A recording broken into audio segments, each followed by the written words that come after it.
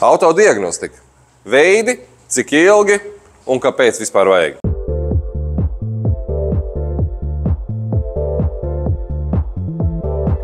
Kāpēc tad mums vispār vajag autodiagnostiku? Tas tieši tāpatās, kā mums vajag aiziet pie zobārs pārbaudīt zobus, vai viss ir kārtībā, lai nav pēc tam viņš jāizraut. Tas pats notiek ar autodiagnostiku.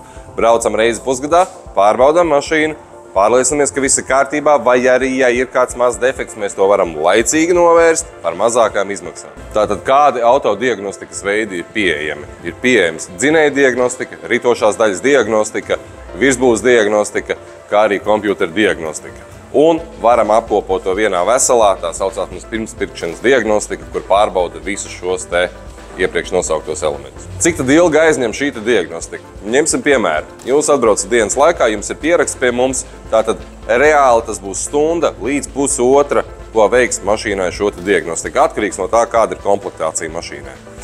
Pēc tam, ja būs šie kaut kādi defekti atrasti, tad kolēģis manējais jums uzstāmēs, cik izmaksās šos defektus novērst. Tas būs vēl klāt kādas minūtes 15. Tad, ja jums vajag autodiagnostiku, tad atcerieties, Krusta baznīcas ielā 12C GT garāža autoservisā, pie mums jūs to varat veikt.